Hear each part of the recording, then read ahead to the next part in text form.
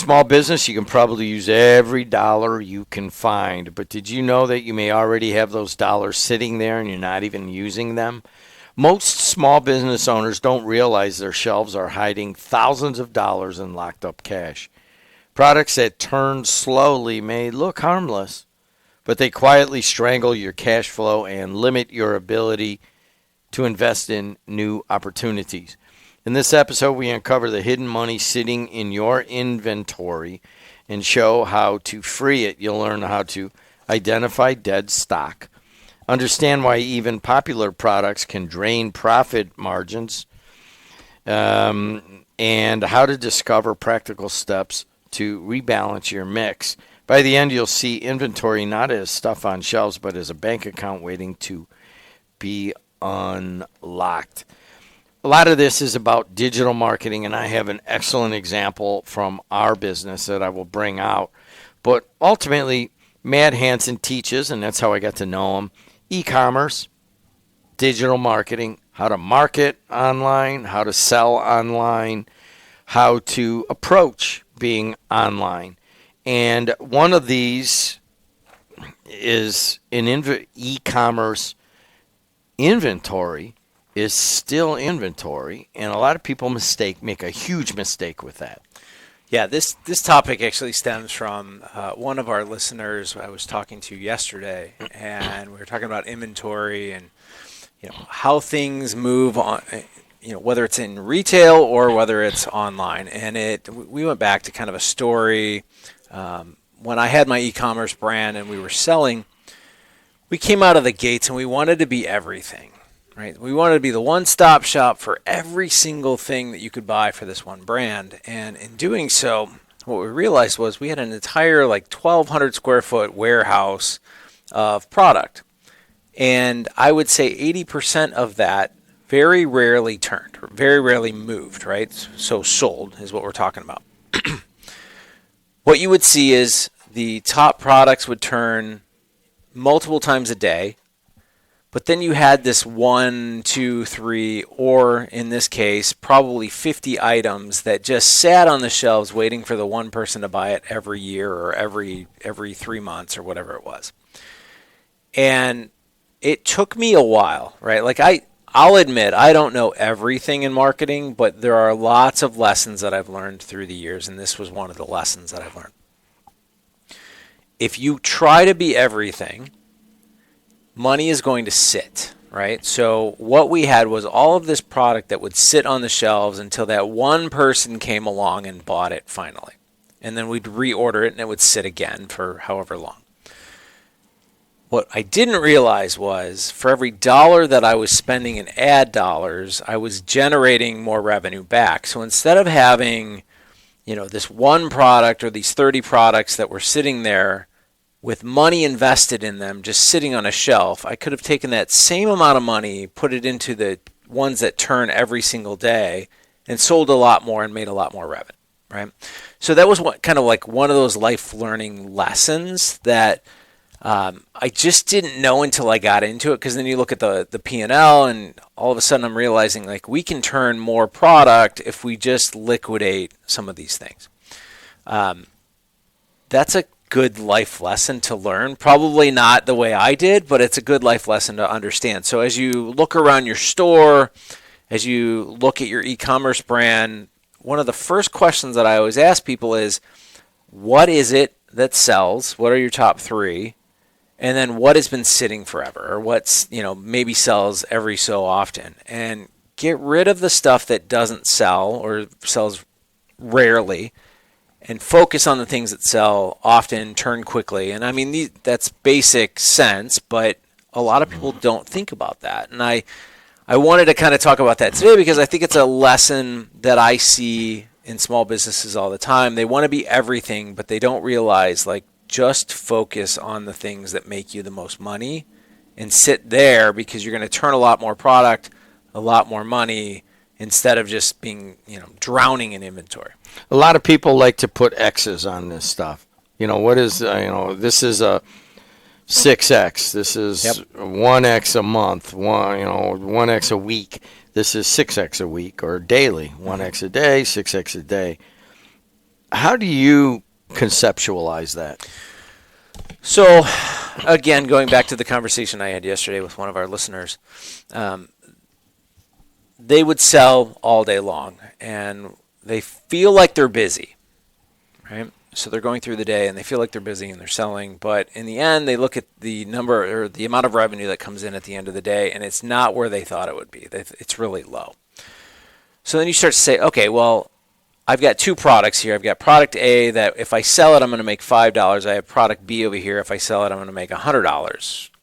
It's a whole lot easier to sell one of the $100 profit versus 10 of the other one, right? Or 20 of the other one.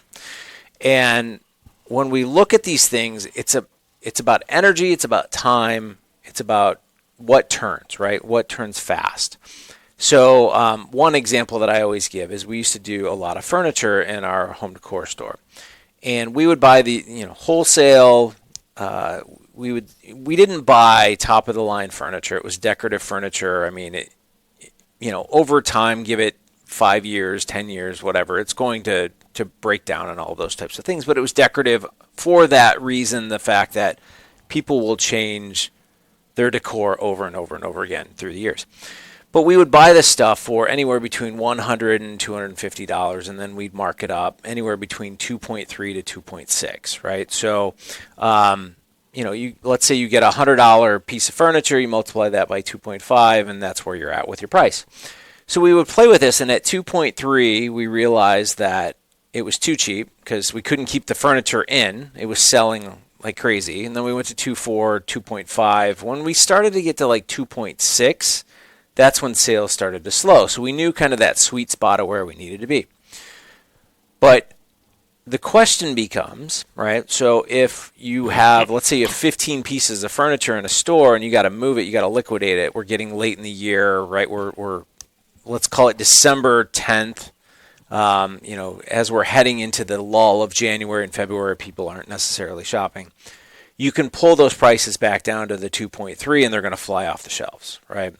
So it's all of this stuff that we have to look at, but inventory and the dollars that are sitting in there it's a hidden bank account that we don't often think about, right? So you mentioned digital marketing, and we talk a lot about it here.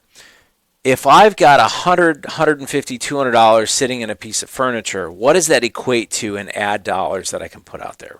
On social, that's a lot of money, right? So we can do relatively a decent campaign for $200 on a local level. So it's sitting there, and it's sitting there for 6 months, or I can take that $200 and put it into some kind of advertising that's going to drive a lot more business through the door.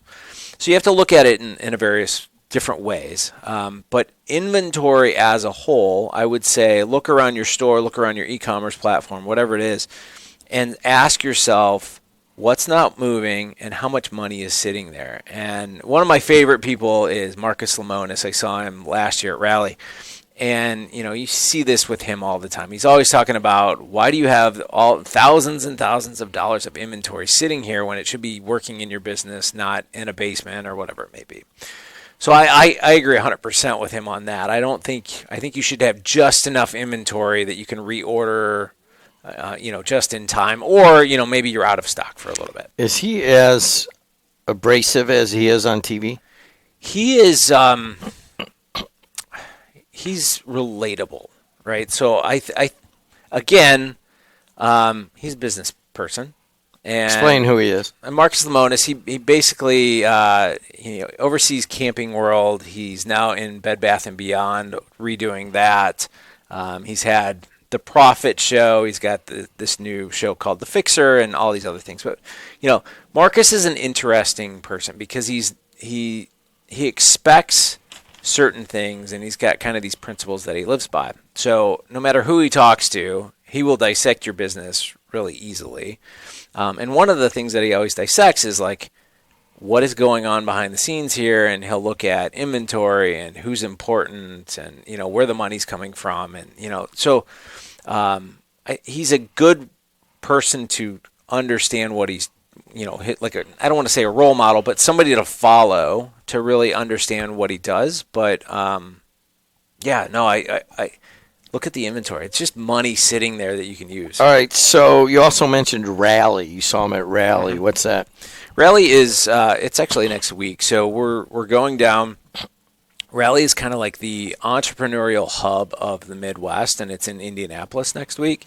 And Mr. Wonderful is going to be down there sharing some of his insights and that. But Rally is just it's basically a pitch competition in five different niches, and it's really cool. I mean, you start to see some really unique product that's going on down there, but it's the future of where the Midwest is heading. So just, I don't know, we haven't had a chance to talk, but are you aware that Sam got notified yesterday he's pitching?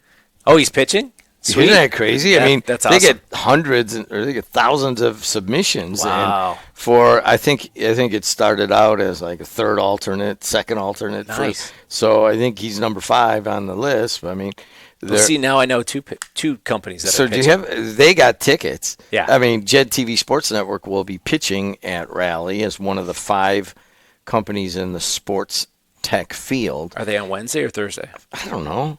You should know this. I'm just, the main owner, and they're running it, and they're going to pitch. We don't, I think the $1 million that you get or whatever, I mean, our expectations are low for that part of it, right. But our expectations are high about learning from people like Marcus Lemonis and Mr. Wonderful. And, they gave us a table. So these guys are going to sit there all day, and all these investors will come around. And I told them, I go, when these people come around, ask them and, give them your elevator pitch, and they'll poke holes in it left and right. Now, I went to TED Sports last week, and that exact same thing happened. People are like, all right, I got your app here. What, let's see. You need to do this, you need to do that. And usually it's like, a lot of know-it-alls, but every once in a while there's, have you thought about this? And I'm like, dang. Well, one of the things that you brought up, and I want everybody to understand that how this can affect your small to medium-sized business. It's not just these specific things, but it's more of a philosophy that Matt Hansen, I really admire. I'm a Matt Hansen follower, just like you are if you're listening to this.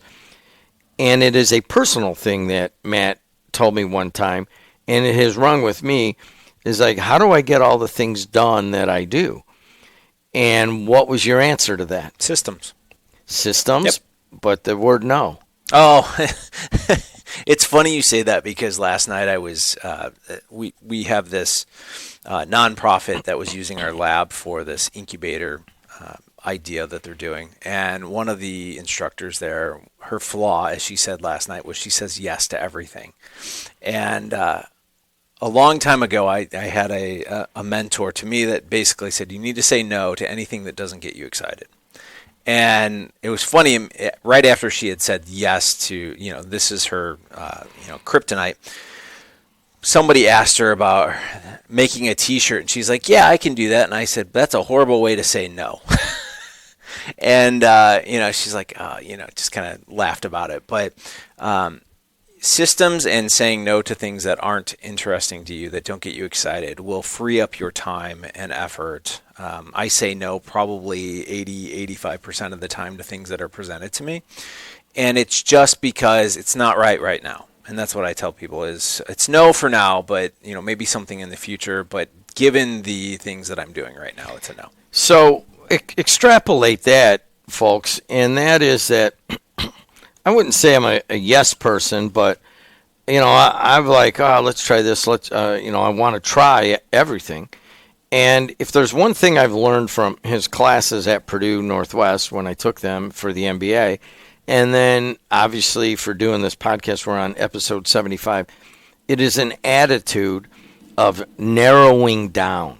And that's what we're talking about today. Yeah. You're talking about, all right, you want to put 1X on your shelves, or you want to put 6X? You want to put 1X on your website and people get lost? And oh my God, well, the real thing they want, the 6X, it's kind of hard to find and that kind of thing. So the other stuff is noise. And it is a direct, and I'll give you the example. We sell advertising here for local streaming sports, and it's booming. and we're selling it in, I think we have 24 different communities we represent now. And we were selling, ads to the local hardware store and the barbershop and the local dentist and that kind of thing. And it was taking up all of our time. And oh, great, somebody just spent $2,000, they just spent $3,000 for the year, or small numbers, single digit thousands. And we went back and looked at that and how it was taking our time versus the regional advertiser that wanted to spend anywhere from 20 to 50. And we redid it and said, all right, we put everything online and said, if you want to spend, for one school or two schools, just got to go online and buy it. And we'll process it, but it's out of the sales process. It's an online sales process. And we narrowed down to the larger regional business. And it was from this podcast, not that he said, hey, why don't you just sponsor, why don't you concentrate on the larger ones? But I was able to come, and our marketing people, they were able to come to that decision by understanding that you have to narrow down personally, and you have to narrow your business down to whatever excites you. And that excites us when we can go out and make a big sale that shows that people love our network and they want to give us money. And the littler ones need to be done online or at the local level with the school. And it's that philosophy that I want to bring up. Yeah, focusing on larger things makes more sense, right? So if it's a larger client versus a small client. So I see this a lot with agencies, like marketing agencies, where when they start out, they take anyone that they can actually get, right? So you get all of the, let's call it two handfuls of clients that are paying you maybe $1,000, $2,000 a month and whatever, right? Okay, fine. But what you typically get with a smaller client is a lot of hand-holding. And you'll see that it doesn't matter what business you're in. The smaller the client, the more hand-holding, the more time they're going to suck from you, right? From a larger client, so if I'm dealing with somebody that's paying, from a local marketing agency, somebody that's paying you $100,000 a year, they're not calling you every moment saying, how's the ad doing and all that. They trust you to get the job done. I had 63 clients in a former agency that I worked for. We had $25,000 a piece, so each one of those clients had signed on the dotted line basically for strategy work. And it was funny because 25 grand to you or me is, it's a decent chunk of dollars, right? I would call them up and I'd say, okay, let's get you scheduled for your strategy sessions. This is how it's going to play out. And they're like, yeah, what is this 25,000 that we signed on? Like, it was added on, I don't even know what it is. And I thought that was funny because, 25,000 to a local company is a lot of marketing dollars. But, we were dealing with large Fortune 500 companies, 25,000 on top of, a $300,000, $400,000 process is nothing. It was just kind of this thing that was there. So from when we're looking at dollars, let's go back to the e-commerce idea that I was telling you about, is we would order 250 pieces of the top product that sold, and we'd order one or two of the least popular. That one or two would sit on the shelves forever, and that 250, we were out in 30 days, and we had to reorder. And I sit here today, and now mind you, this was 15 years ago when we were running this. I sit here today, and I still take that as a life lesson to say, why didn't I just order 750 or 1,000 pieces of this to have ready to go? Because we sold for 3-4 months, and I knew I would be able to sell it all, and just sell that instead of trying to hold on to that one lone piece that some random person is going to order from wherever they're from, right? Focus on the big things. Focus on the top 3 products that you have, and forget about the other stuff. Liquidate it somehow, some way, and get your money back out of it, and then put it into something that's going to sell. In his classes, Matt Hansen likes to bring out percentages and ratios, and we don't necessarily go to them. But one of them that always stuck in your digital marketing classes is the 80-20 rule in terms of your inventory. Explain. Yeah, so, doesn't matter what kind of business you're in, percent of your business is going to come from 20% of your customers or your product or whatever it may be. I've calculated this in multiple businesses. It's always close. It may not be exactly 80-20. It may be 78, whatever, right? But you're going to see this over and over and over again. So look at what you are selling and understand if it's furniture, if it's ads, like what is it that you sell the most of, and go, how do I ramp that up? Or, we talk about the size of a client, right? So if I'm selling $100,000 contract over here, and I've got, let's take your HVAC friend, right? So I'm selling a $20,000 HVAC system versus a $49 checkup fee. Right? Like how many checkup fees of $49 do I have to get to that 1 or 2, 3 days of $20,000 HVAC that you just put in? So, that's what I mean. Like figure out how you spend less time, more profit, product turns faster, and get rid of the stuff that just sits and takes up your money. It's all part of a philosophy, which we don't talk that much. It's mostly specifics, but one, personally, narrowing down to what excites you, and then I guess on the business side, focus, not narrowing, focus on what excites you and focus on what sells. Pretty easy philosophy. Yeah. And that will end our podcast. Please like us. Please go to Apple, Spotify, wherever it is. You may be listening on AM 1230, WJOB 104.7, or watching on our YouTube channel. Is that right?